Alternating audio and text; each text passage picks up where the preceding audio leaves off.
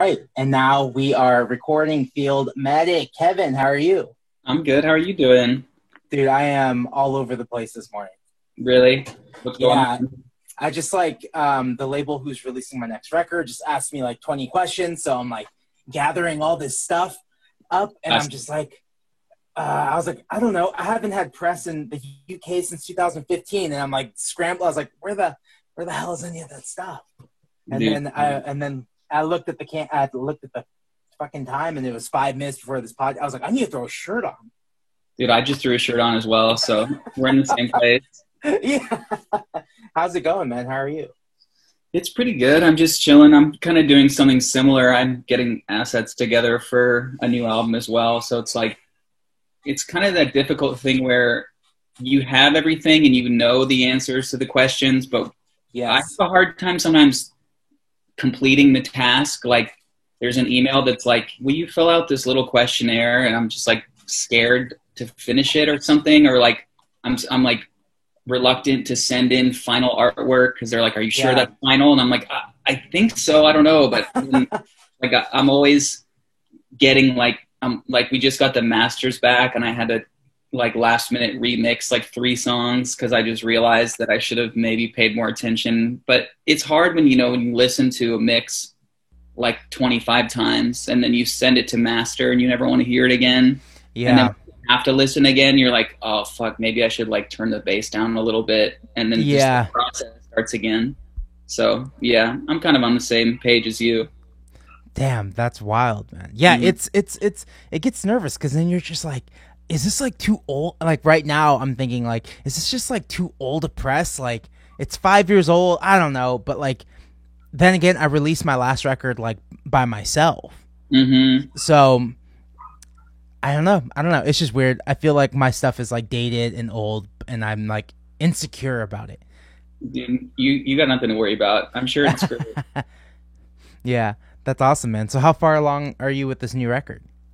So I was putting out singles like once a month for Yeah. a few months, and then that was the plan. And then I just decided that if I put out every song as a single, then when the actual record came out, it would be like, okay, you know what I Yeah. mean? So then decided I just wanted to put out the whole thing. So I don't know, when's this podcast going to come out? I'm not sure if I should leak confidential uh, information. I think next month. Okay, then I can leak the Yes. info. So the album's Yeah. going to come out on October 2nd.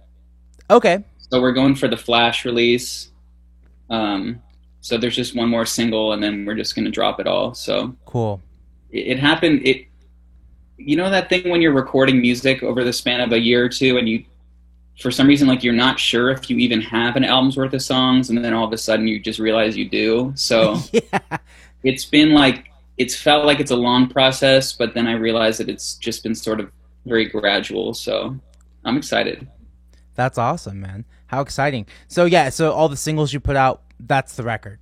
All the That's the singles. record plus like 8 more songs. Oh, okay. Then there's still like 8 more surprises then. Yeah, I've leaked Okay. several of them on YouTube though. So, but that's only for the niche YouTube crowd if they have That's heard. true. You know, I love that YouTube crowd, man. It's like I always say on this podcast, like I've been like ignoring them. And Mm-hmm. it's like, oh, I love it. And I There's, use YouTube so much, like mm-hmm. it doesn't I don't know.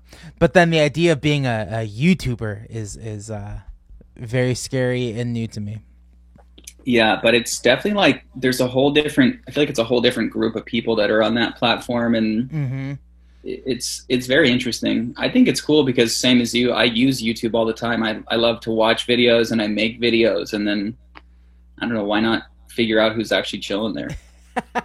Yeah, find more of the community on there. Mm-hmm. You know who just started a podcast? Like because there's not a lot of music podcasts. That's kind of why I even started one because I was like, Uh-huh. there's just not a lot. Is the dude from Jimmy Eat World? Whoa, He and is just he interviewing other artists and stuff. like Mark Hoppus was like episode 1, and Ben Gibbard was like the last episode. I just saw it. It just got recommended to me. Coming on straight out the gate with platinum. I Yeah. know. I know. I know. I love it. Shout out to Ben Gibbard though, the only guy who was going live stream every day. I know I remember like in the early days of quarantine, live streaming was huge, and like Derek and I were doing live streams like once a week, and then now I feel like it became too oversaturated, and now it feels weird to go live. And there's some people that are doing live streams that have tickets, and like that to me feels weird. Like for me to do personally, like I think if it's a band that's at a venue and it's filmed really HD, I think that's chill. But Yeah. the whole economy of playing shows has definitely become very strange. Yeah, so like charging people for the live stream, especially now since we've been giving them away for free. It's like, how do we give you something that was originally free and ask you to pay for it now? Yeah. So that's I don't know. But then again, like Twitch is a great place for that kind of stuff where people just donate, and it's kind of seen as a donation, and like a DIY show, you know, it's like, hey, donation at the door, like same thing. But Yeah. unfortunately, like Instagram hasn't like integrated any of that technology yet. So it's like, I don't know. Do I start a whole new Twitch account just for the live streams? Like, I don't know. Yeah, Seems like a because lot you of have to work. rebuild a whole following there, which sounds like I'm asking everyone from Instagram, come to Twitch, and most people like they don't connect. I don't know. yeah, It's weird. stressful, man. It's a weird time for sure. Where are you at right now? I'm at my house in Burbank. Okay, cool. You're in LA. Nice. Room. Nice. How is it? It's all right. I mean, it's been super hot, as you know. Yeah. We don't have central AC. We just have a couple wall units, so Ooh. we all huddle around the wall unit until like Yeah. and then take a bike ride at night. So it's fine. You know, it's just I don't have a car, so in other seasons I'll just walk everywhere, which is cool. But I can't even imagine walking anywhere in the daytime right now. So my last summer when I was living in LA was absolutely brutal, and I didn't have a car, so I was like walking everywhere. And I was just like dripping the sweat, getting to work, dripping sweat. And then I look back on those photos, I'm like, damn, I was like really fit, and I didn't even notice it at the time. It wasn't until you look back and you're like, damn, I really was walking everywhere in like 90-degree heat. Shit. Good for you, I guess. It's difficult for me because I'm a redhead, so my skin, like I get burned hella easy. So I have to, like slop on like a shit ton of sunscreen, and it's like just to walk to 7-Eleven like 4 blocks away, and then I'm just all oily. And it's fucked up. That's crazy. How you like in Burbank?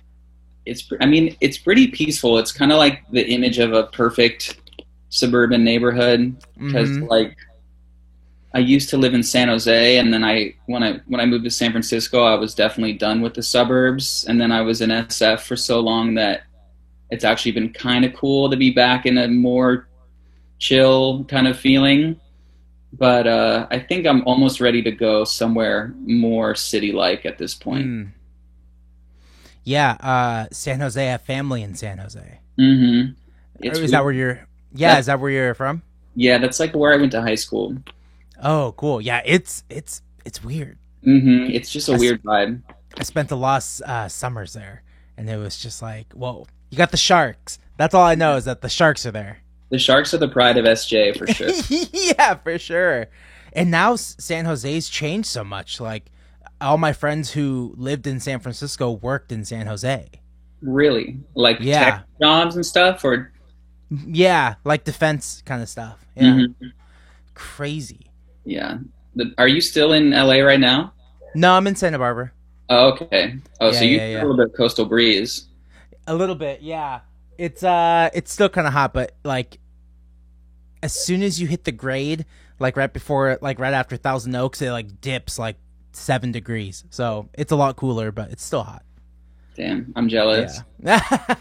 I go visit my girlfriend, and as soon as I go up the grade, I'm like, oh my god, it's like a physical change, like in heat.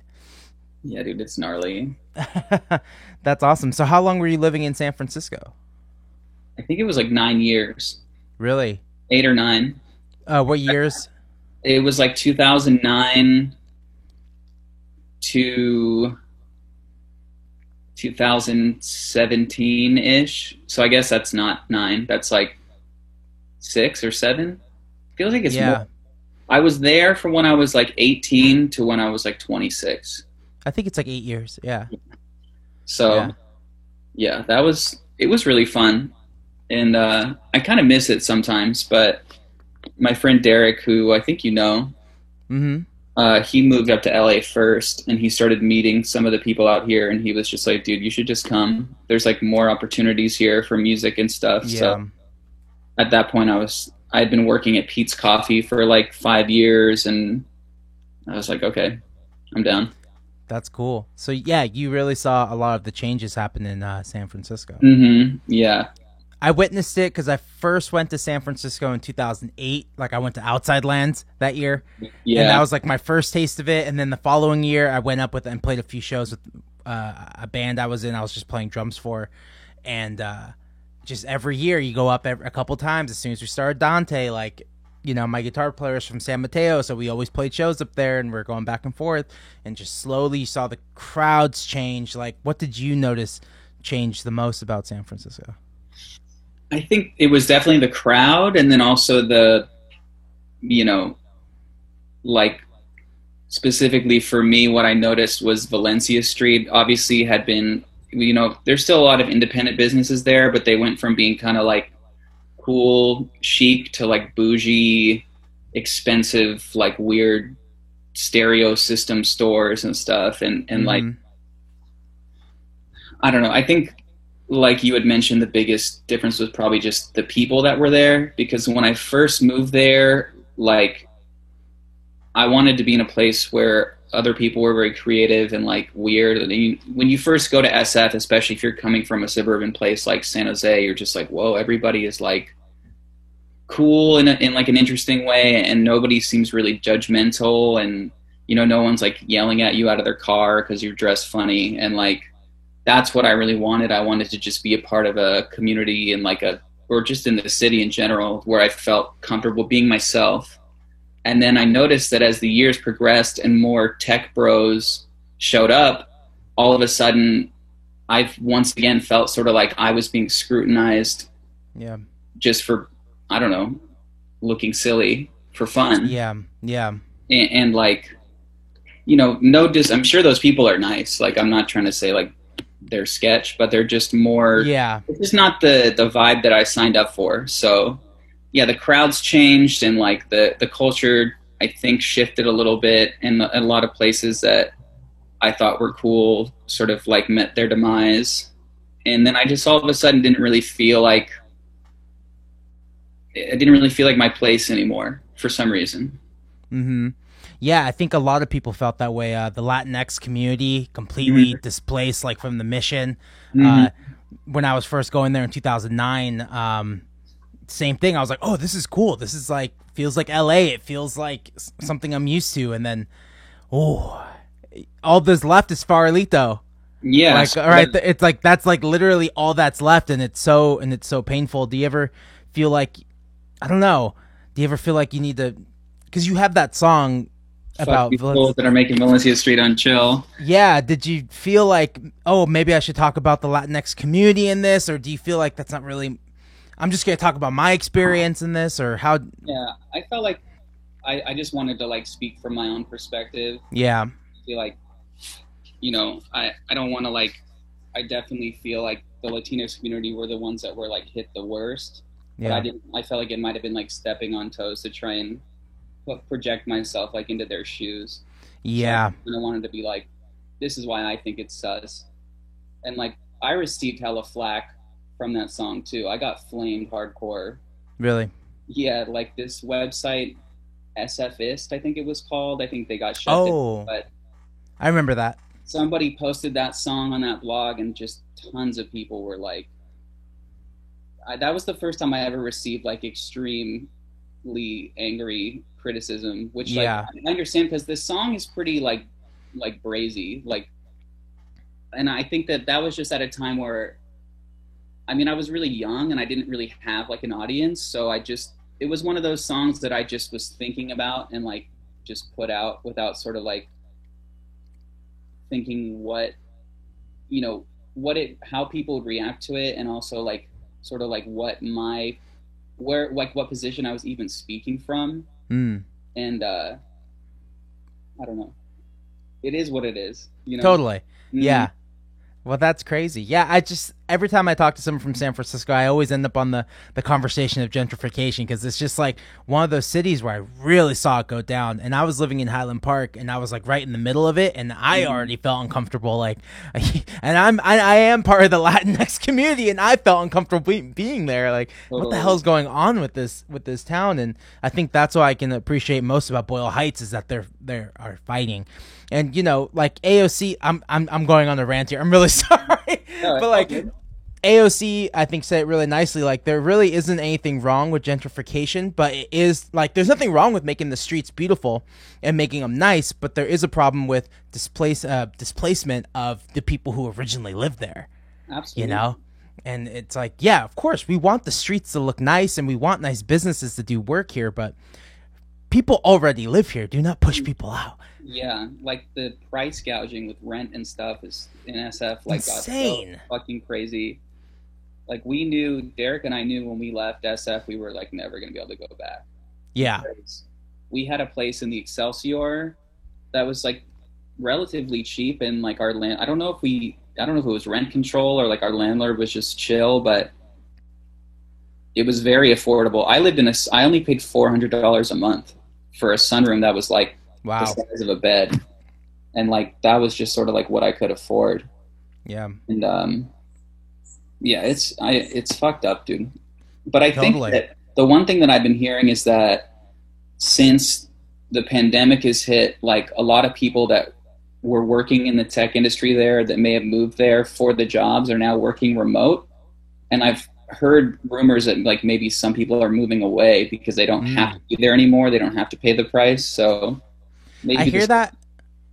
I hear that with like New York too. Like anyone who moved to New York is moving out. Anyone who moved to L.A., a lot of people are leaving at Los Angeles too. Yeah, or at least moving away from Venice and the places where, because Venice is really like the techie area of Los Angeles.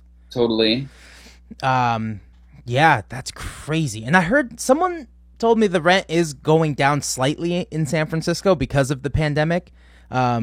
I wish someone would tell that in Santa Barbara because the landlords aren't fucking budging here. They're like, who cares? Is it In fact, expensive out there?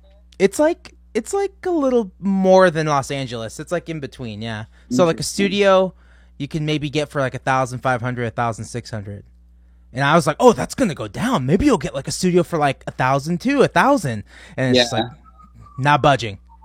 Yeah, whatever happened to the days of paying like 650?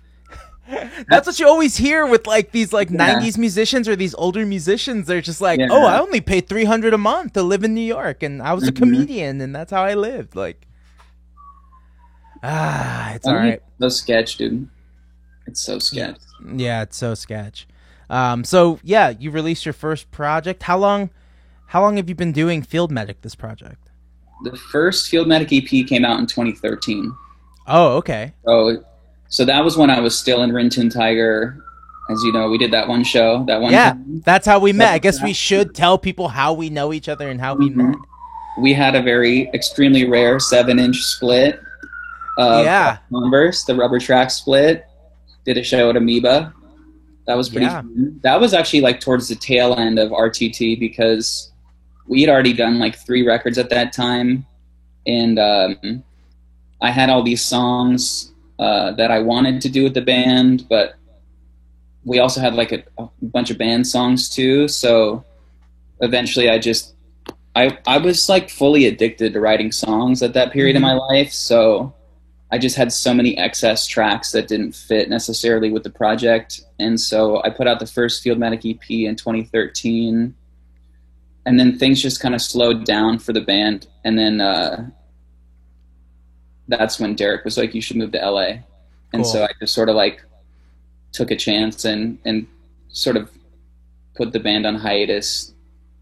By What are just What are some of the changes from being in a band to just being a solo artist? It's nice because I don't have to like ask anybody their opinion. And also, I mean, I always have just preferred singer-songwriter. I don't like drums. I don't like loud sounds. So I've always been more of a lyric person. So I think it's been nice being solo because the focus is more on the song than the groove or whatever. Because I think that although I do like making songs that people can dance to and stuff, I don't really think that's my strength necessarily. So Mm-hmm. it's cool being solo because I can just do whatever I want, and or I can not do whatever I want. I could not do it, Totally. or like, Yeah. I don't have to write set lists. I don't have to like have band meetings. It's just it's just whatever. And Totally. it's difficult in a band because sometimes people have different opinions about what the right thing to do is. Like, I might record a song either on a cassette or even just like a voice memo on my phone that I think has like a good vibe, and I'd be like, that's the song. And then in a band, sometimes they're like, that's the demo. We need to like take it Yeah. to the studio, and I'm just like, dude, I don't like. If we go to the studio, this might sound better, but it's not going to have the feeling because that was like the Mhm. moment when it was recorded. So just kind of the creative freedom to do whatever is pretty cool. That's awesome. Yeah, I think I don't know. I've never really went ahead and I've never done anything like that. But like, I imagine touring is a lot easier too, but Oh, also maybe a little lonelier. I don't know. What's your experience with that? that's the one thing, is it's very lonely. So like the one thing I miss the most is the feeling when you play a great show and then you step off stage and you and all your bandmates are high-fiving and reminiscing, like, oh, when you did that drum fill, it was like perfect, I couldn't believe it, that kind of thing. Where I've had a few experiences or several experiences where I'm on tour and like the show is good, the set is good, and then I step off stage and then I'm just backstage because the headliner goes up to play and I'm just like sitting in the back like, well, Staring at your phone, just kind of scrolling, like what's yeah, happening? yeah. I'm just like, well, that was a chill set, like, but now I'm sitting here by myself. Yeah. Oh And man. it's like I saw this comic, I forget the guy's name, but he draws those he draws cute little animals, like a bird. Like one of his most famous ones is like a bird saying like, it's a cab baby, deal with it. Oh. He's Oh. like Benny's, Benny. yeah. Yeah. He put up a comic yesterday that was like a person, like a street artist that's like, I'll paint you in your schmoopy, and then he, Mhm. in like the next panel, he's like painting this couple that like is looking cute, and then the next panel is them walking away, and then the last panel is like the artist just sitting underneath a street light by himself. Oh And yeah. I feel like that's kind of how it feels sometimes being solo, where you sort of like give this, ideally you give like a good performance to people and they like feel stuff and you feel stuff in the moment too, but then sometimes at the end of it you're just all alone with your Yeah. boombox, and it's like Mhm. it's just interesting. But I feel like I've felt that way on tour with my band as well. I think it's just a part of being a performer or like an artist. Like it's weird that you kind of soundtrack life for people, but then at the expense of sometimes sacrificing that life yourself. Yeah. I agree. Um, and with touring by yourself, like at least you don't have to worry about other people, and you don't like, where's so and so? How come, and there's less gear, and then you don't have to split the money 6 ways, 4 ways. Yeah, Um, absolutely. I mean, I think that's another part about being solo that's really good, is the financial aspect of it. Because yeah, if you're like an opener for a show and it's $150 guarantee, if you have 5 band members, everyone's like getting $20. yeah, But for one person, that's like not not bad. obviously not a lot of money, but it's like, okay, you know Something. that's something. That's like Yeah, a few Uber Eats orders if I need them. totally. Yeah, that's like, yeah, exactly. I don't know, Mhm. man. I think about it sometimes, and I'm like, oh, but I would miss the noise. I definitely miss the boys. Yeah. I did one show with a band as field medic, and Oh, it was like just a couple of my friends were on like drums and bass, and it was just so fun. And that's awesome. we had the glory high fives, and like even band practice was fun. Because being solo too, it's like there's not even any real reason to practice, or at Yeah, the very least, it's super boring to just sit there and sing a song. to yourself, something you do anyways. Hmm. Yeah. Oh man, that's crazed. Yeah, I like. I don't know. Yeah, I think I would miss all that stuff and being solo and yeah, I don't know. So That's so cool though. do you still have like a full band together at this point? So, my original members who we played with in San Francisco at the Converse store have all moved on and done other things, like you know how life is, and Hmm. no hard feelings. Like everyone should do what they gotta do. So Yeah. after that, I was like, damn. Well, I want to go to I got accepted in the South by Southwest, and we did Tree Fort that year. That's where we saw Hmm. you again. Another moment we ran into each other, Oh, yeah. and I was like, shit, I need a new band. So I was like, okay, well, this dude's the best drummer I know. I'll see if he's available. Best guitarist I know. Like, I just cherry pick people from their own projects. I was like, can you please play in my band? I swear we'll have like a lot of fun. Like, not a lot of money, but like at least a lot of fun. Like, Hmm. and we did that, and it was awesome. South by was not really for me. I but then doing Tree Fort, I was like, oh, this is amazing. This is what I thought South by was going to be. Yeah, Treefort is so cool. Was that year you were at South by the same year as Treefort? Yeah. Okay, because I'm trying to think. I went to South by for the first time, I think the year after that, which was Mm, the one last year before it got like before this one got canceled. yeah. But I felt like, yeah, Treefort definitely has like cool vibes. It's very mellow, and it's the same. You think when you say you think that that's what South by would be like, because you can like walk to everything. And I feel like for Yes. some weird reason at Treefort, like all the shows people just come to because I think people in Boise are just excited about it. Whereas South Totally. by, it's like you never know what's going to happen, and you could just Mhm. wind up in like playing a weird show in someone's living room and no one's there. Yeah, and you're just like, yeah, because like you're trying to stack these unofficial shows because if you play an official show, that's like literally the only show you can do, Hmm. and it's like I had more fun at the unofficial shows than I did at the official show. Dude, absolutely. Did you guys, Yeah. when you were at South by, did you play at the Pearl Street Co-op? No, but we went there. Yeah, when Yeah, I was there, I played there twice, and that was just like where I chilled. That was like the that's chill awesome. spot Yeah, because it's hella space. You just like smoking cigs, just yeah. non-stop bands. It's amazing. Yeah, that's awesome, man. I loved that. I did like when we finally got to that venue, and then it was fun just to walk around. But like, it's kind of a lot. It's Yeah, not, that's what it's overwhelming for sure.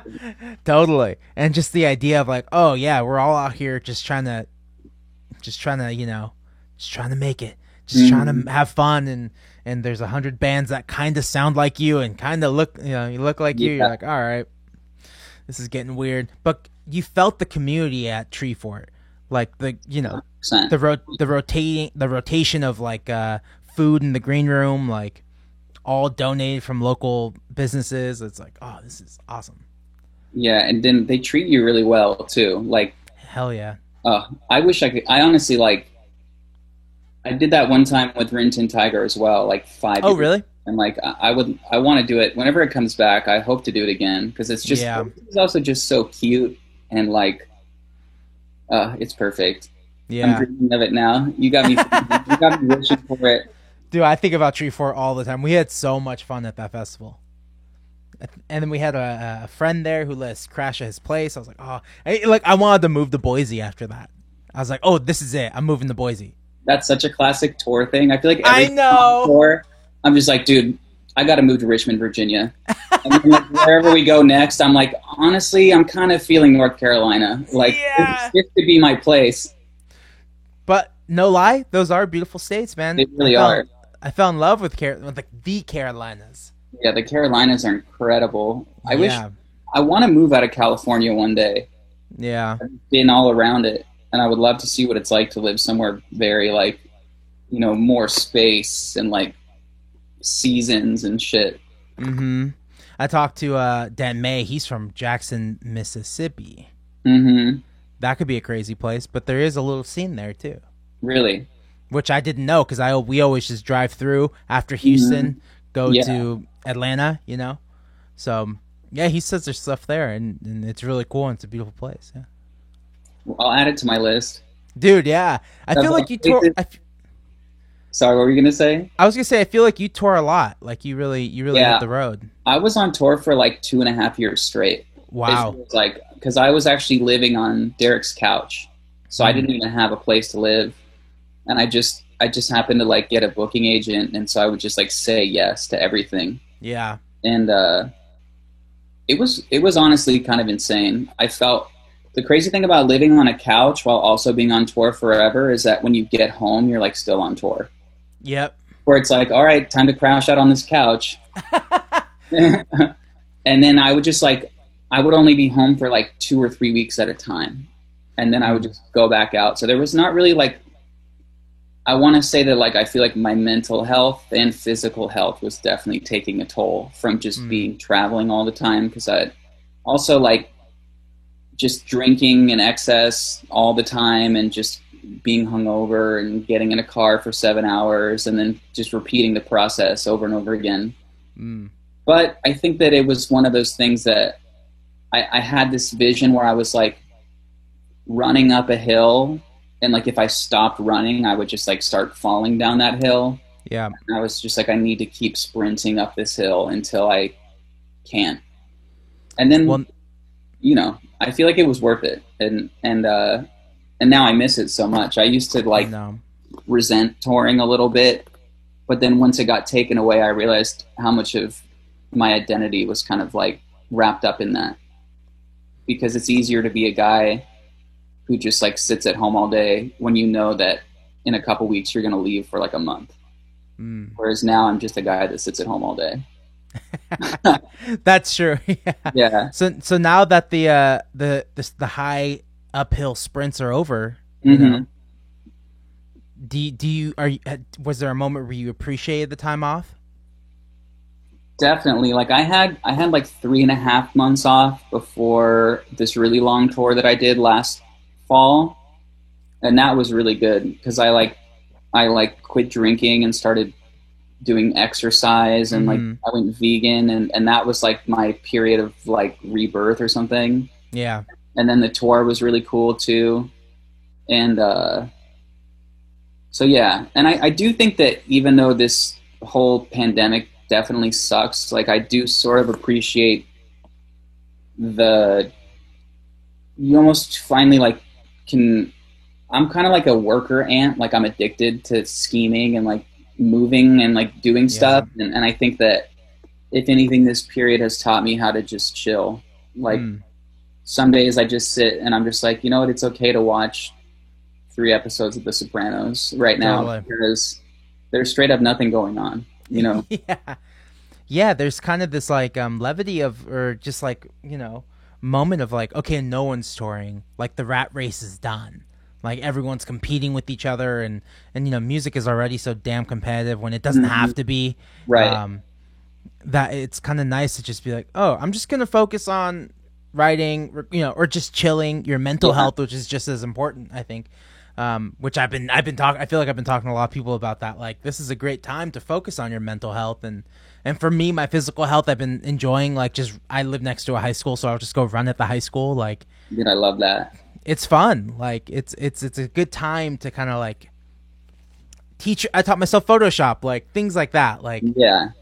There's unlimited time, and like as long as like it sounds like you've got an album that's like ready to roll. So like I it's like, consider when the homework is done, yeah, it's like I might as well just go for a jog. Or I love riding my bike yeah, around and like just sort of, especially because in addition to there being no tour, there's no like shows, so there's no FOMO. Like totally. I'm sort of an introvert as is, but every weekend, if I choose to stay home, I would just see, Instagram stories of people at parties or whatever at shows, and I'm just like, should I have gone? Like, Yeah, I'm a nerd. Like, why am I just sitting in my room? And so it's kind of nice to not have that either. So I'm just like, dude, I'm doing the right thing, chilling in my room. totally.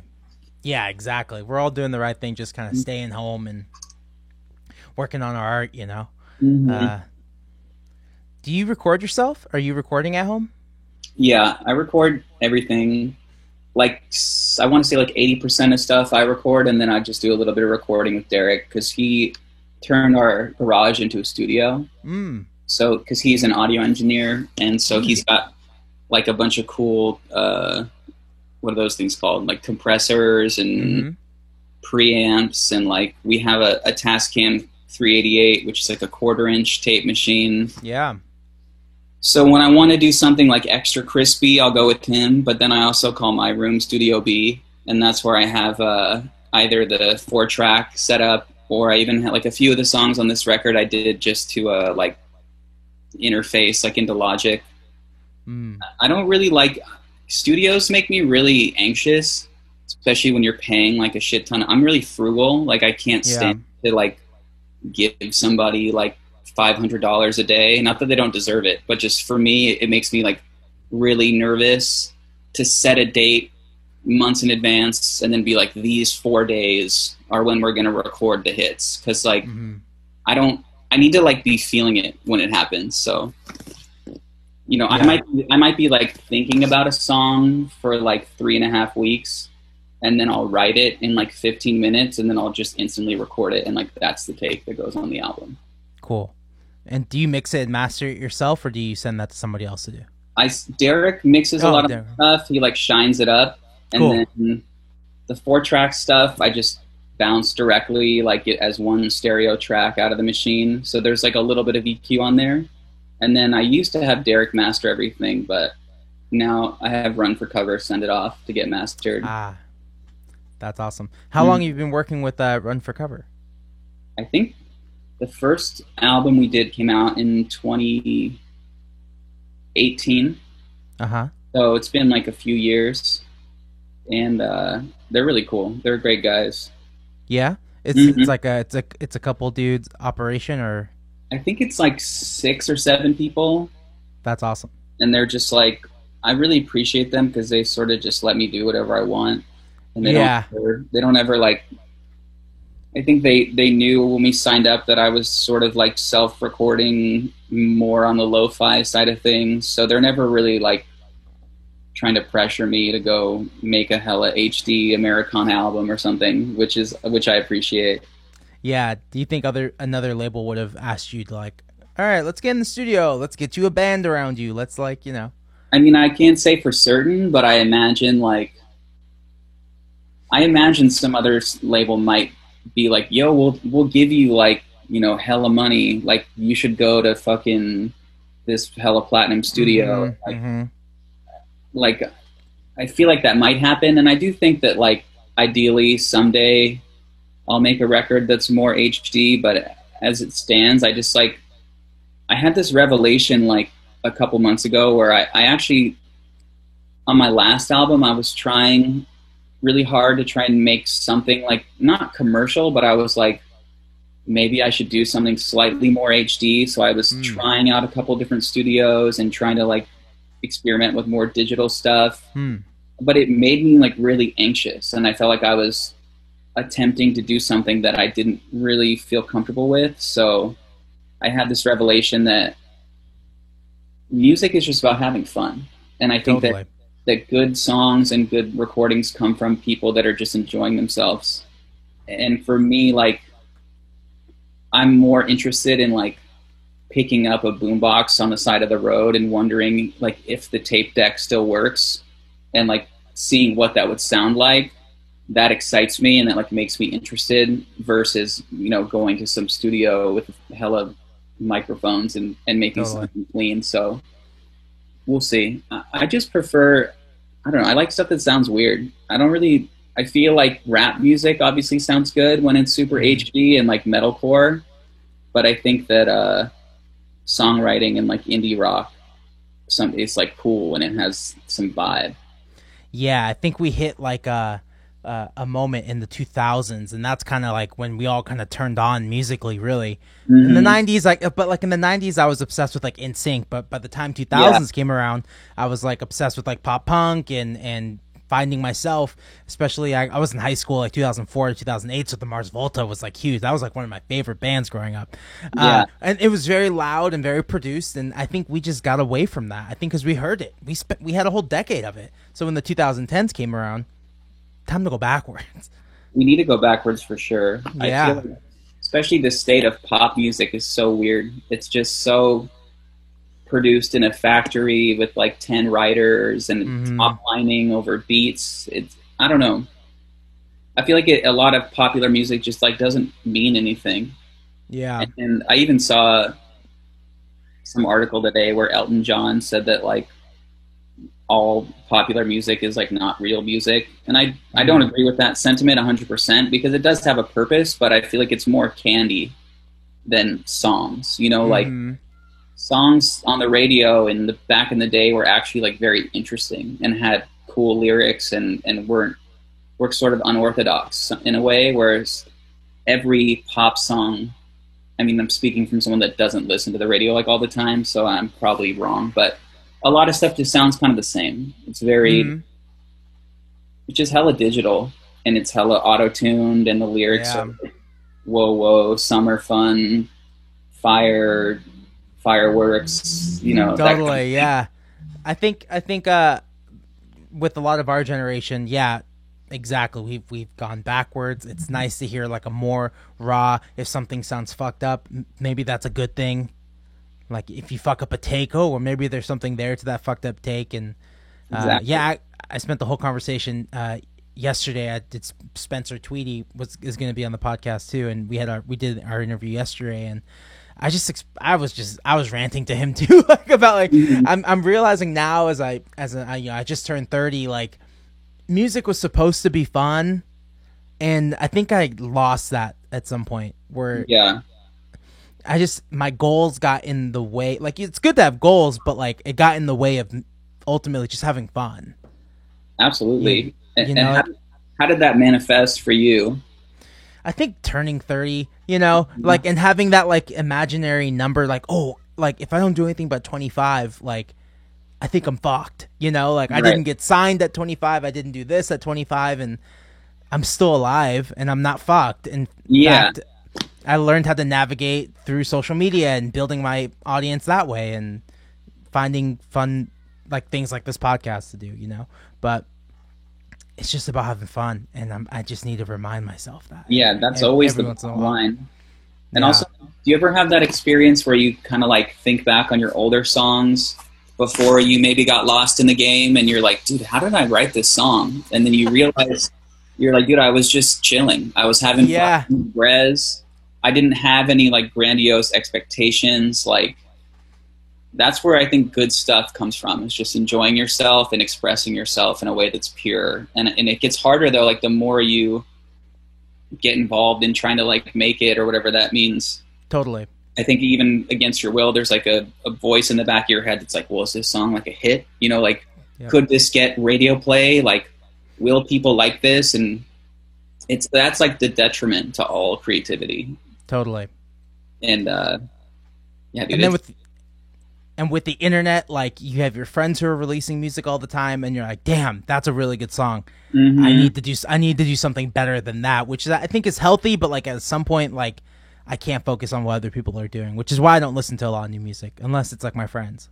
Yeah, absolutely. Yeah. Because comparison is also the same thing, where it's like it's so easy to just like see somebody, but it's also like it's such a deep. There's so many different like branches of this mindset, because I have other friends that like nobody knows about that put out like the best music I've ever heard in my life, and I'm just like, dude, how does this person have like no audience? And then there's like other people, people that are popular, and I'll hear a song and I'm like, this is cool, but like it's not really like hitting it. But then it all comes back to like a comparison where you're just like, what, like where do I fit into this? And I think it's just important to never think about that and focus on what's positive and just be, I don't know, just trying to be like true and expressive in a way that's chill to you. Just ultimately having fun. What part of, what aspect of this whole music thing do you think benefited you most to gaining your audience? Was it just putting out a lot of music, or was it really hitting the road? Was it both? What? I think it was a combination of, so sort of like speaking to the point we're talking about here is that when I was in Rin Tin Tiger, I feel like we were all focused on like making it, and like, we're like, let's solicit this record to labels. Like we were trying to like do it, whatever that means. And Field Medic was sort of just like a side project, which was just for fun. right? So like I was experimenting with cassettes and like doing weird music videos, and it was all just for fun, which I think translated in music that actually like connected with people more because Mm. I was just doing whatever I wanted to do. And so I think that was something that helped initially, is that people could relate to the music a little bit better. Maybe it was like more human or something because it was very like off the cuff. And then definitely like touring. Yeah. Because I mean, when you get out and play in front of like 100 or like 200 people that have never heard you every day for like a month, Yeah. you inevitably find some listeners. So it was like the touring, and then also I actually like had to get addicted to the internet as well, because Mhm. I didn't have a smartphone or any social media aside from Facebook until like 2015, maybe 2016.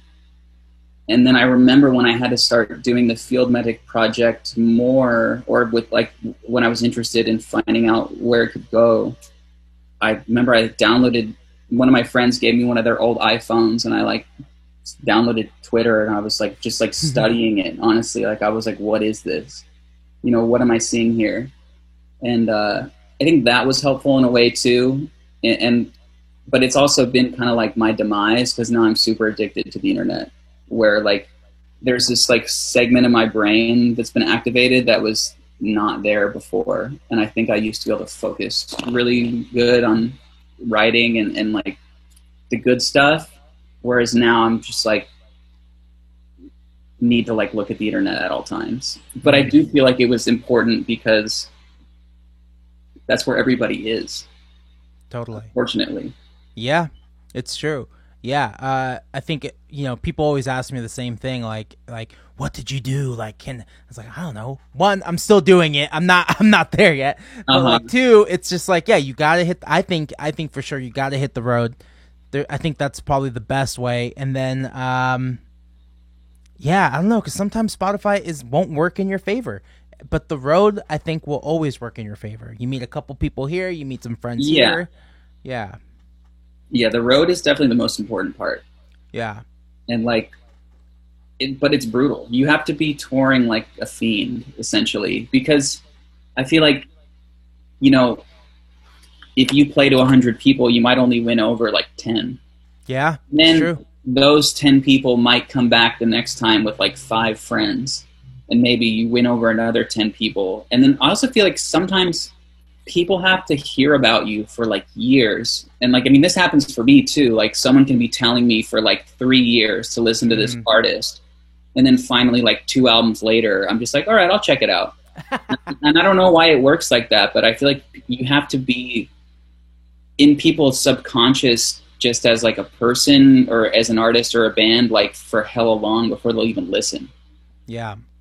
It's about being, well, I don't know. Maybe there's something to not wanting to commit to something that's going to be gone. Maybe there's something to, this band is releasing a lot of music. There's a lot of art for me to absorb. And if I fall in love with one band and then they're gone next year, like, what's going on? Like, it's heartbreaking almost. You don't want to put yourself in a heartbreaking situation. Yeah. It's like the Wild West, and I feel like everybody has a different. I think the main thing about like, everybody's arc to like finding a bigger audience is like there is actually like no formula, because if there was a formula, every like industry created pop star would be huge. And it's sort of like, I think it kind of comes back to the songwriting thing, where like you just have to sort of like live your life authentically, and also obviously like make music authentically, and then just see what happens. And there's some people like some people, I feel like you either like go platinum, like you release like one song that's like a joke and then it like goes huge. Yeah. Or you have to make albums for like 10 years. And then people are like, this fool's been out here forever. Yeah. And out these albums are good too. It's sort of like, I think it's one or the other. And I'm sure there's an in-between as well. There is, yeah. But that's the old saying, it takes 10 years to make an overnight success. Dude, And did they say that? that's it. I didn't say that, but it's a saying. It makes perfect sense. I feel like it's so true. Mm-hmm. I think yeah, you can grind for so long. That's why I always like to find out how long people have been doing it, especially if it's a band I don't really know. It's like, did you just pop up out of nowhere? And they're like, no, we've been a band for 6 years. It's just now, Hmm. for some reason, now people are Yeah, attracted to it. Oh man, I asked the internet for some questions, and I got a question for you, if you don't mind. sure. Uh, who/what inspired "Powerful Love"? That song is about my ex-girlfriend. I was dating a girl who lived in Los Angeles when I Mm-hmm. lived in San Francisco, and I actually like didn't. She sent me. We were like friends. She was friends with my roommates, or she was my roommate's girlfriend's sister, and we had met a couple times, and then we just kind of had like a weird like connection, but it was like we hadn't really spent a lot of time like talking or anything like that. Mm-hmm. Aside from like she would come visit her sister, and I'd be like, "Hey, how's it going?" And like, but I could feel like there was a secret flirt maybe. And then on my birthday, she like sent me a letter that had I didn't even have her phone number. Like, Mm. but she sent me a letter with like a haiku in it that I thought was really cool, and that's when I first got addicted to writing haiku. Mm. And it just sort of like it had a little painting in it, and it was just really sweet. And then all of a sudden, I was just like smitten. So that's why like there's a lyric where I say like I think I know you, where it's like I actually didn't even really know her very well, but just based on sort of this like the letter and like my fantasy about like what our love could be was like what the song was about. Mm. Yeah, sometimes when you meet someone special, it's like it's familiar already, Hmm. even though you don't even know who they are. Yeah, I felt comfortable with her, and then That's cool. we continued having a discourse, and then we actually wound up dating for like a few months, and so yeah, just That's a fun. little. It was a romance. Do you ever feel weird like writing songs about someone you just met, and then it's like it just like you said, like it lasted 2 months, and then all right, well at least I got the song out of it. Do you I enjoy? think like most love songs to me are usually based off like the just meeting and then like the crush phase where like Yeah. you don't actually like know somebody very well, but you're sort of like projecting your fantasy on like what it could be. Uh, or the love songs are like when you've been with somebody for like several years and you really know what they're about, and it's more Mm-hmm. like you're my like rock. Mm-hmm. So I think I wouldn't say I feel weird about it, but it's also like it's something that I think I wasn't even like conscious of that back then. Uh, Similar to like the Valencia Street song, like I was so young that I was just kind of like blasting songs like without really considering like what they meant or like what they were about. It was just like Mm-hmm. emotional like explosion. Mm-hmm. And so I think now that I know the phenomenon of just like creating a song based on a crush, I don't think there's anything wrong with that. I think it's Yeah. cool, but it's also now that I know, I feel like I think about it more where it's like, Mm-hmm. am I talking about this person or am I talking about myself? Like who I Yeah. want them to be, you know? Yeah. But I think that that's the cool thing about music is that like you could just like write about anything. But I think that all songs are a projection of self. And that's I don't know, that's just what it is. Yeah, I think so too. I think so I was talking to someone on Twitter the other day. They're asking for advice on like how do I get to the point of not caring about my lyrics because I'm so worried that they're not going to make sense. I was like, my advice was just like at the end of the day, you write your songs for you. They may Mhm. they may be about someone, but Yeah, they're for you. absolutely.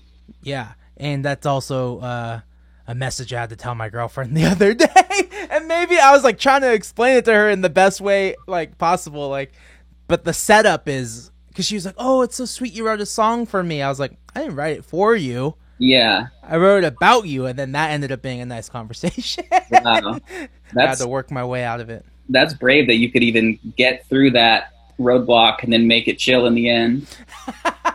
We have a lot of conversations like that where I'll say something like, this might make you upset, but let me tell you why I feel that way. And I think it ultimately leads to like a healthy dialogue of her understanding how I think, and I'm trying to get how she's receiving the things I say, and same vice versa, you know.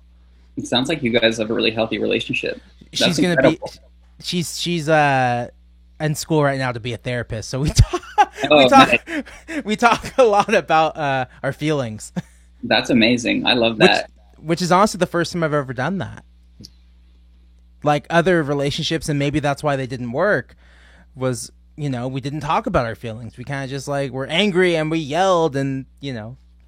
Yeah, it's really easy in a relationship to just like get a thought that could be uncomfortable to bring up, so you just don't ever talk about it. And then it just transforms into this monster like in your head, and you're making all these assumptions on either side, and then all of a sudden there's just like a blowout. And then by the time you blow up, they're like, dude, you had this thing wrong the whole time. Yeah. You know, like you could have just brought it up and we would have just figured it out, and then it's like too late. Like I mean, that's a part of being an adult. I'm 29 too, so I feel like we're in a similar place where now it's just like, let's just talk about this, instead of me being hella paranoid, or like you being paranoid, or just like keeping a secret for no reason. Like let's get it out, and if we love each other, we can, you know, find a common ground. Yeah, totally. I'm still getting better at telling people, like, you know, because I make decisions on an impulse. Like, oh, what are we doing Saturday night? Oh, I have a show. What? You didn't tell me. Like, I didn't think I had to tell you. Like, I don't know. Like, I'm still getting better at that. Right. Yeah. What do you are you conscious of the you know, things in your relationships that you can do better? Or like, definitely. I think like communicating just in general, I think, is something that's very good. That I was in a relationship for like 3 years that was actually like really chill, because we were both like on the same level, and like we're like still friends at this point. So I think that I definitely have better skills now than I did before, because I used to be very like, it's one of those things where like when you want to have a conversation, you're just like, you can't get the words out of your mouth, you know. And that's sort of like, then I would like turn to songwriting, and then next thing you know, I have a song that I like can't play for this person, because I'm like expressing a feeling that I like can't express to them, to their face. It's like there's this Nick Drake lyric where he says, if songs were lines in a conversation, the situation would be fine. And that's like true. I used to live in that lyric, and now I don't live in that lyric anymore. So I think I'm better. I like to think I'm better at it. We'll see though. Next time I have a serious relationship, we'll find out. You're single right now? Yeah, I'm a bachelor. Nice. How's the single life during quarantine? I've talked to a few people about this, and they're struggling. Yeah, I mean, it's definitely kind of emo, because you can't really like meet anybody, obviously. And I've never been like a dating app kind of person. No shade to anyone that is. It just makes it makes me feel weird. I'm better at like just talking to people in person. When it comes to like digital flirting, I like it just like doesn't compute.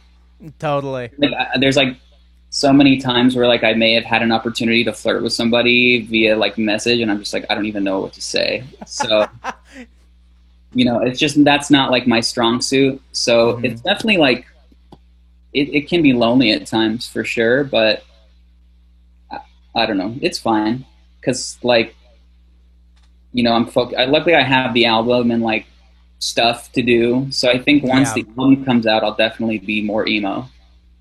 I'll have no one to share the experience with. Oh yeah, because that's so fun to like, here's the album art, here's this, and it's like sharing these like moments before anyone else sees them. Yeah, so it's like just me and my bros, you know, high-fiving about the track listing. Yeah, that's so funny. Do you design the album art yourself? Yeah. Cool. So I taught myself Photoshop like several years ago, and I love it. So I'm addicted to graphic design, but I kind of used it. It's like lo-fi Photoshop. There's like so much shit I don't know how to do on there, but just getting photos and stuff, like the most recent album cover is just like a picture that I took and then like some font over the top. And then the last record was sort of more of a collage of like weird photos. But yeah, I do like everything myself. That's awesome. Yeah, I think it just streamlines the whole process and just makes it a lot easier versus trying to find someone who can do this and then you're going back and forth on email chain. I think I'd rather it look like this. This way you can just do it. Yeah, I've always hated like even someone you trust and whose vision is cool. Like there's certain aspects that they might not see. Like I think about that in like music video production because I make my own music videos as well, and I always really? Yeah, it's like if you have someone else editing your video, like you could be like, oh, like at 17 seconds, like the way that my like that angle my face is at is just like not cool, and I feel like after you do that like 4 or 5 times, like nitpicking, they're like, dude, I don't know what you're talking about. It's like only you know like what you specifically want, and like the same goes for like recording. Like if you're trying to like do a vocal take comp, you're like, the way I said it's the just I don't know. There's like too much breath in that. Yeah, cut that out, and it just I don't want to bother people with my like own psychosis when it comes to doing stuff. So I like to streamline the process and just do it myself. And even if it's not as professional or whatever that means, like I don't care, because at the end of the day I need to be happy because I get so paranoid about everything, like totally when it comes to like recordings and album art. So I would rather just be in control and suffer. With your music videos, what are you using to shoot? What do you do? I shoot on a VHS-C camera. Oh, cool. Yeah. And then just edit it. I used to edit in iMovie, and then I use Final Cut now. Oh, how do you like Final Cut? It's super chill. The thing that's hard about iMovie is that you can't, there's no grid. You can't like snap to grid or lock to grid rather. So all of my old music videos, I would essentially just go one pass over and be like, that's it. Because the instant that you cut like a second or two off of a front or a back of a frame, you like the whole thing is off. And so with Final Cut, you could just like place things and then just have black space in between to fill. So that's cool. A game changer as far as like more opportunities to do cool edits and actually like get the lyrics like sunk. Totally. Oh, that's crazy. Yeah, I taught myself Premiere too. Dude, same thing. Like I mainly did it because I was like, oh well, I need something for the podcast, and now I'm like, oh well, I can just do a lyric video on myself. Oh, I could just do a lot of this shit by myself now. And I think I think I should have done that earlier, but then again, can't go backwards, man. You can never look back. Yeah, it's like Bob Dylan says, "Don't look back." Totally. But I am gonna look back for a second. I should have done this shit when I was 20. Sometimes I get caught on loop, like thinking about when I was living in San Francisco and I was like 23, riding the 14, like drinking vodka out of a water bottle, just like very like, and I'm just like, oh, like why can't I do that anymore? But it's just like, dude, you just can't.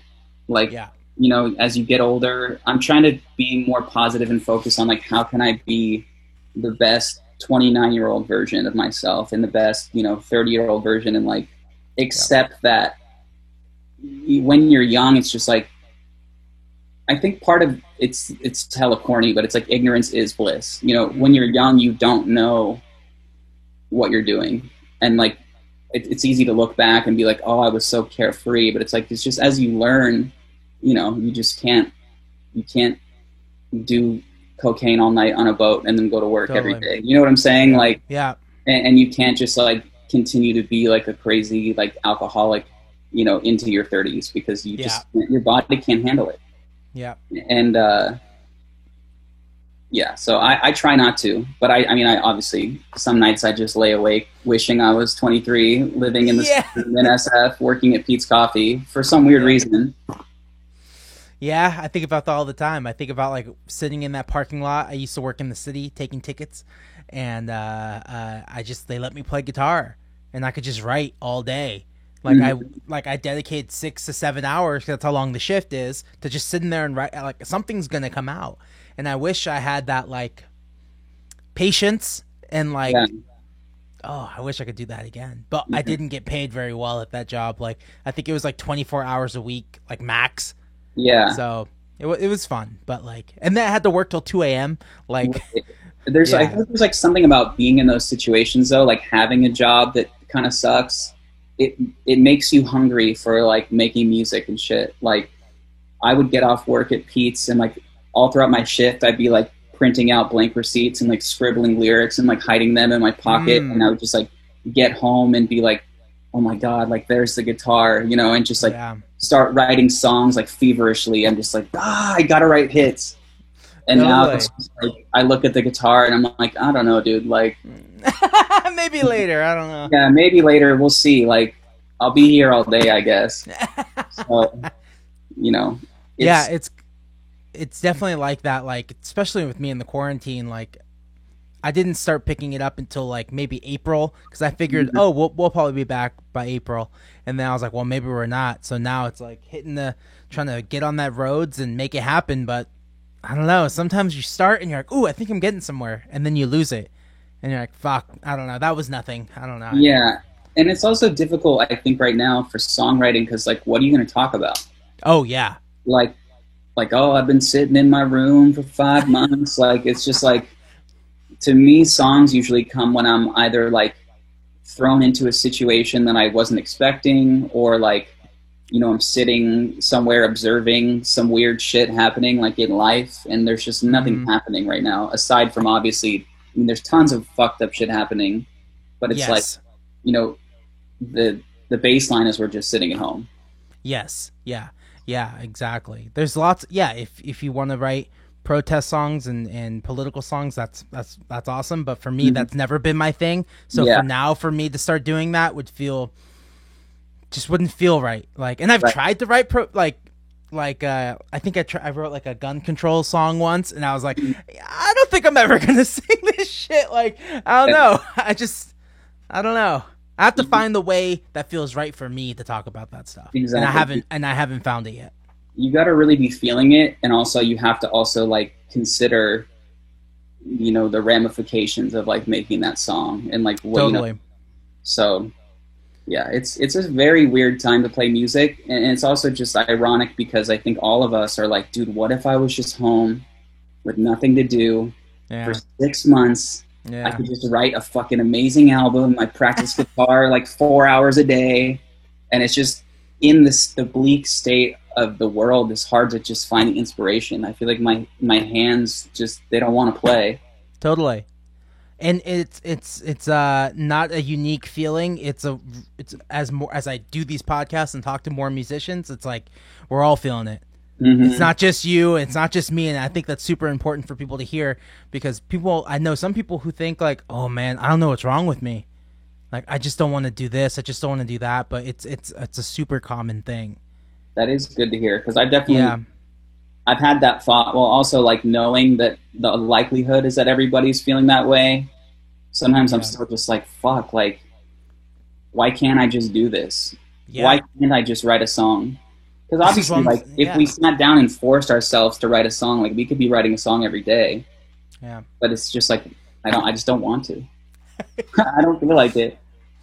Well, that's where the whole inspiration thing comes into play. Like, Yeah. you need to be inspired, and there's really nothing inspiring about these times, which I'm lucky why I have a record gonna come out. I don't have to write a record right now. So Yeah, if I didn't have this record, like, in the chamber, I would be spooked, for sure. I'd be like, oh, I have nothing for 2021. Like, 'cause Yeah. I'm But what's also fascinating is, like, the whole time I was writing and recording this album, I, like, was, even before the pandemic, like, I was convinced that I was, like, not doing anything. And then it was like I was saying earlier, I was kind of surprised to find out that I had a full album. Because even then I was like, fuck, dude, like, my productivity is so down. But then it turns out that I actually was recording just, like, sporadically and slowly. Yeah. Maybe one song a month. Yeah. Maybe one song every 2 months, but but like when you, I don't know, maybe it was just a thing in your early 20s, but like in my early 20s, I was writing like a couple songs a month, and it felt like it was endless. And now it feels not as endless anymore. Absolutely. I was doing Rintin Tiger records and several Field Medic EPs. I was just like, dude, I fucking have unlimited songs forever. Yeah. And like now it's just like, I don't know. I feel like it's another thing that comes with age, though. It's just like kind of learning, like, I don't know, maybe some of the songs that I was writing when I had unlimited songs, like, actually sucked ass, you know, and like, and like maybe I just, you know, was too naive to realize that, like, you know, you don't always have to write a song. Mm-hmm. And I think it's just the excitement that comes with being young and like hopeful. And that's not to say that I've lost hope, but it's just like, I think the more you learn about the music business, as like lame as that is, you kind of like realize what you do and don't have to do. Yeah. And I also think it's interesting as an artist, like, and I'm sure a lot of people feel this, it's like as musicians, if we can get out a record once a year, that's like chill. Some people don't, some people only put out an album every 3 or 4 years. Yeah. And that's still chill. Yeah. And it's like, you could make a whole album in like 2 weeks if you wanted to. Who knows if it's going to be good or bad, but it's like, totally. There's a lot of downtime in being a musician, I think, between tours and recording. And like, I'm just trying to get more comfortable with the concept of like that being okay. And then instead of using that downtime stressing about trying to write songs, being like, maybe I should just like do yoga or something. Like, totally disconnect from the whole machine of like working on music and just do something positive for myself instead. Mm-hmm. and allow that space to grow and like be a better person. I agree. I think on one point I wanted to make about hitting a dead end on songs, on songwriting. Like, I also find myself like, oh, I've done this trick already. Oh, that progression, I've done that already. Yeah. And that also stopped me because I'm like, I don't want to do it again. I already wrote that song. Why would I write it again? Mm-hmm. Which is like a reason why I've changed my sound so often. It's like, I remember showing the band, I was like, here, I just wrote this new song. And like Kevin, my guitar player, was like, yep, that sounds like a Dante song. I'm like, that's the problem there. Like, really? I don't want to have songs that, like, I don't know. Like, okay, then we need to do something different then. Because I don't want there to be a Dante sound. I just want my songs. See, I feel that way sometimes, but I'm also like kind of addicted to just writing the same song over and over again. Because like there's this one progression that I use in like 50% of my songs. It's obviously not the same exact like sequence of chords, but I've just like memorized this. Like I know exactly where it's gonna go if I hit certain chords within this like first position, like C to A to F to D, and I just do it like on loop, which I recognize is a problem, and I think about it all the time. But I still want to have like, I don't stop myself as much from doing that. I just try to, I wish that I had the strength to try and write a different song. Totally. And I think about it all the time. There's no right or wrong way of doing this. So if you do that, that's like, you know, that's just how it works. Yeah. And that's, you know, I feel weird sometimes, doing this podcast because I'm not sure if people listen. I'm not like, it's not good for me to look at the stats to see where people are listening and stuff like that. But people have been messaging me, telling me that they appreciate when people like us just share these insecurities. Because most of the time, like I said, people think it's just happening to me. This is all happening to me. And it's not. It's happening to all of us, man. This is the life of an artist that we've chosen where we love our songs. And then the next week, oh, they're shit. You know, and it's like, that's definitely like the album cycle where like when you're recording, you're just like, dude, this shit is fucking sick. Yeah. You're like mixing it, and then like on the third day of mixing, you're like, actually, this song like sucks ass. And then you listen to it again, and you're like, no, it's chill. And then you like get the masters back, and you're like, oh my god, I've made a horrible mistake. This whole record sucks. But then I'm gonna like have to put it out and pretend that it's sick. And then I have to sing it every night. Yeah. And like from my experience, everybody feels that way. It's just Totally. the thing. It's like people, only us listen to our own songs like a thousand times and like nitpick every single detail. Other people just like listen to it once or like, you know, several times if they like it. But it's like, I feel like it's always important to remember that people are far less harsh than like you think they're going to be. Like you think someone, if they dislike your song, is going to be like, fuck this song. Fuck you. Yeah. Like you suck. Whereas I feel like people are just like, nah, I'm like not really feeling this most recent single, but like it's whatever. Yeah. It's People true. aren't like gonna riot if they hate your track. And also like, but yeah, it's a fucked up process, dude. I hate having to listen to fucking mixes 1,000 times and masters, and finally I just have to be like, it's fine. Just send it off. I'm done with this shit. And then like I'll like when it's like up on Spotify, I'll listen for like 10 seconds and I'm like, I'm either cool. like I'm like, okay, it's fine, or I'm just like, fuck. It's too late. Yeah, I definitely feel that, and I definitely experience that as well, especially with mixing, because that's like my least favorite part of the process. It's just like, I hate it. And then like I think it sounds good, and then I show it to somebody else, and they're like, "Oh, the drums are a little low." I'm like, "Fuck! All right, start from scratch. Like the drums are low. Can we make the drums louder?" Like, fuck. Yeah, dude. That was like on my last album.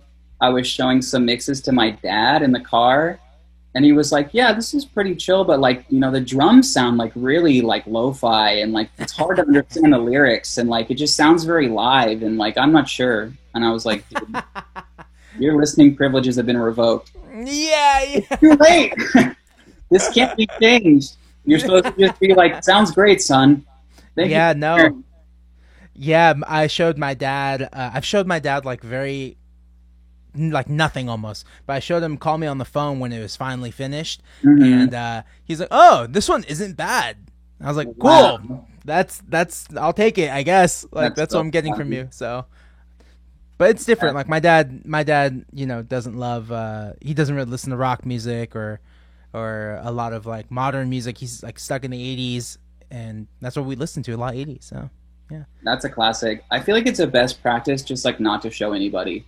Totally. You just decide that it's chill and you just pull the trigger and then you're just like done. Because the hardest part is when I had this experience too with my last record where I sent it to one of my friends like very, very late in the process. And he was like, "Yeah, this is cool, but like what if the track listing was like this?" Ugh. And then all of a sudden I'm just like, fuck. And then I listened to it in his track listing, and I'm like, maybe he's right. It's so much better this way. And it's like, Run for Cover was going to like slice my head off because I was like making all these changes super late in the game. And they're like, "Dude, you're literally just like, you're freaking out for no reason." Yep. And they were right. Yeah. Still to this day, I'm scarred. Which is why I won't show anybody anything. I just convince myself that it's good enough, and I just send it off forever. Oh my god. Yeah, no, I totally understand that feeling, and then it's brutal. It's spooky, dude. It's a spooky experience, especially when somebody's just like, people just have funny, like weird opinions on stuff, and like you just can't show anybody ever. Ever. Yeah. Never release it. Just keep it for yourself. That's awesome, man. Let's see. How long have we been going? We've been going for a while. Is there anything else we should know about this record? What's the best way for people to support Field Medic in this moment? Check out the album on October 2nd. It's called Prince. It's probably going to be on Spotify and Apple Music and whatnot. And if you want to buy a record, it's on Run for Cover. If you want to buy it on Bandcamp, that would be cool. It's on fieldmedic.bandcamp. Cool. And I'm sure at this point there'll be a lot of glamour shots posted on Instagram to promote the record. So for Field Medic, if you're curious. And yeah, just I hope the people enjoy it. And if not, there'll be another one probably next year. That's awesome. Well, thanks so much for talking, man. Yeah, it's been a pleasure. It's nice to reconnect, you know, because you just talk to people online, and it's nice to finally sit down and have a chat. Yeah, I was so sad when everything happened because I was really looking forward to the podcast. And then when you started posting them, I got hella jealous. I had to hit you up. I was like, dude, I'm still down, just so you Dude, know. it took me so long to figure out like how does Zoom work and like how do I like I don't know. I was having issues with downloading the video and I was like I don't know how this shit works. So I took a break for like a few weeks and then I was like I'm just going to lean into Zoom cuz this is it and this is something I want to continue doing, so I need to just fucking do it. So yeah, thanks for I was going to reach out to a bunch of people but like it's hard, you know. And I've done a good job right now. So I have a few podcasts ahead of you. So thank you for reaching out. Yeah. That made my life a little bit easier. And yeah, hmm Cool, hell man. yeah. Well, I hope to see you when everything is back to normal. I hope so too, man. I'm sure I will. And I just want it to go back to normal. That's what I'm ready for. Fingers crossed. Hell yeah, man. I'll talk to you soon. All right, dude. Have a good one. You too.